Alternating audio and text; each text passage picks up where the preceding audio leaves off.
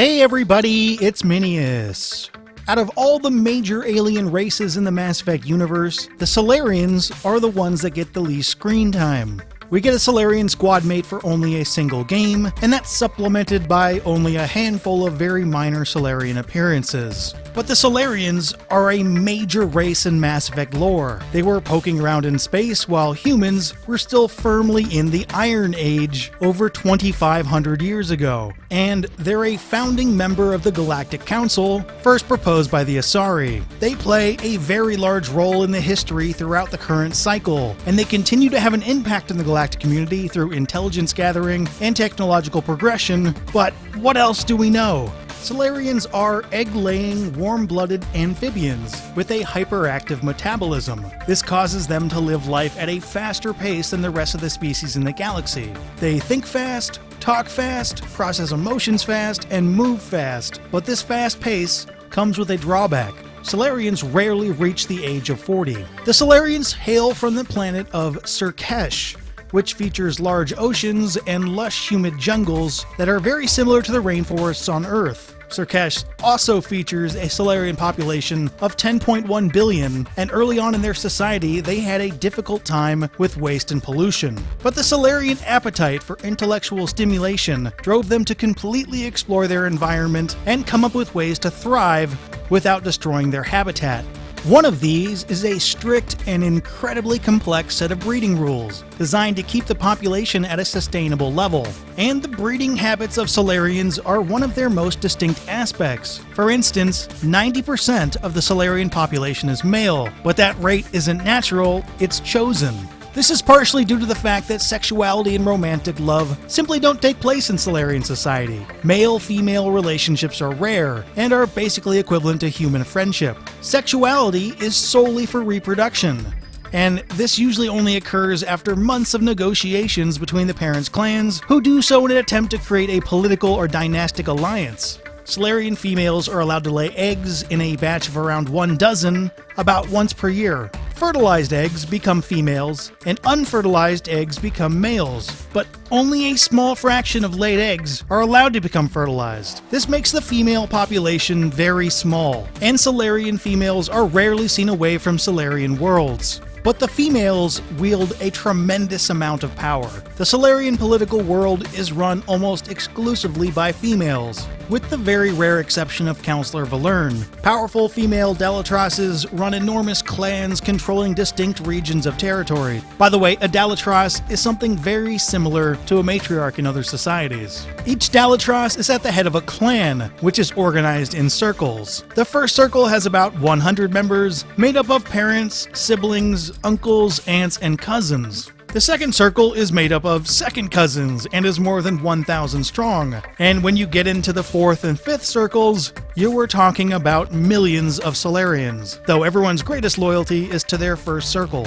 Each of these clans make up part of the overall governing body called the Salarian Union, which is an incredibly complex web of matrilineal bloodlines and political alliances, often formed through interbreeding.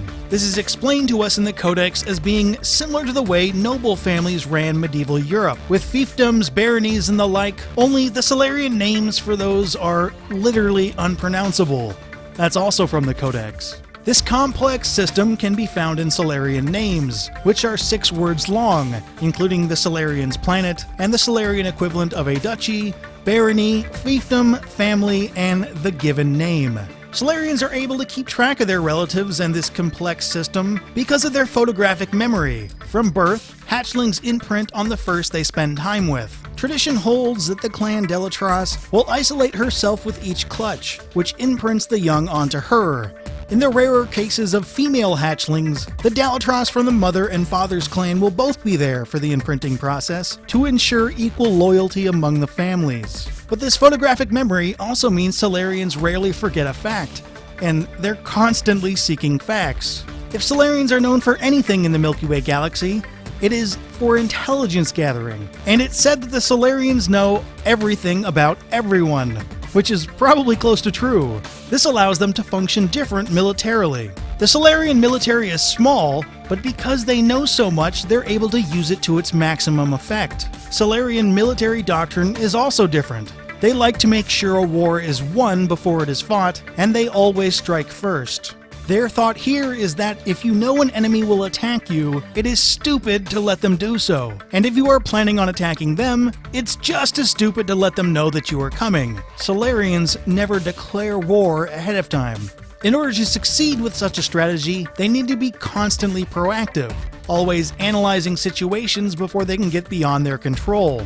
Their most famous tool for doing this is the Salarian STG, or Special Tasks Group, which is a collection of independent cells with wide operational freedom. STG operators perform counterterrorism, assassination, sabotage, and infiltration reconnaissance. These operators are known for their remorseless practicality and will do whatever it takes to accomplish the mission. Almost certainly one of the reasons the Terminus systems never give Council Space much trouble is because the Special Tasks Group is highly active there.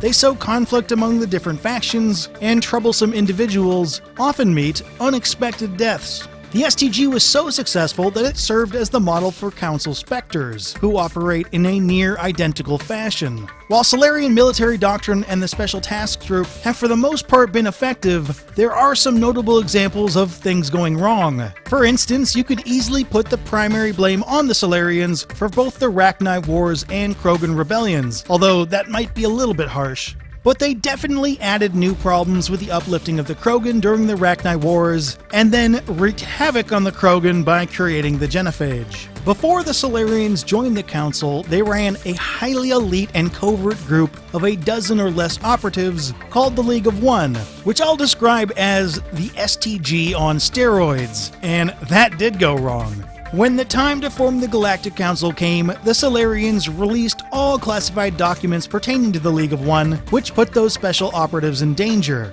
But before anything could happen to them, the League's members quickly disappeared. Within a few months, the inner cabinet of the Salarians was found murdered. There was no evidence left behind, but the culprits were clear. The League of One had gone rogue.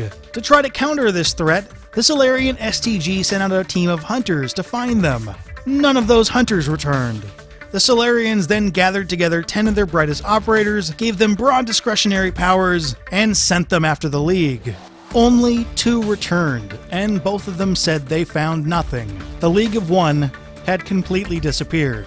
While the only historical conflicts that have come down to us through the Codex are Salarian failures, you have to assume that part of the reason the galaxy remained largely peaceful over the thousands of years of galactic civilization was because of early Salarian action that was off the record. During his rallying speech on Vermeer, STG Captain Kirahi talks of nations defeated with a single shot, and armies being kept at bay with hidden facts. I feel confident that Salarians played a large role in galactic peace, but they simply aren't willing to tell you how. Ultimately, the Salarians know they can't go toe-to-toe with everybody, so they're much sneakier. The current defense policy is to become so intricately entwined with the powerful Turian military that any potential enemies risk Turian wrath if they attack. One more note on Salarian lore. This video is due for a sequel. We know that the Salarians will be making their way to Andromeda, and there's probably a neat story behind that. If you like this video, please give it a like. It really helps out the channel. Keep an eye on MiniSGC for more lore and other Mass Effect videos, but for now... Shepard, how can I help? Have you got a minute to talk? Actually, wanted to talk. Medical matters. Aware that mission is dangerous. Different species react differently to stress. Aware you come by a great deal. Have had other species become attracted to me before. Awkward. Not interested.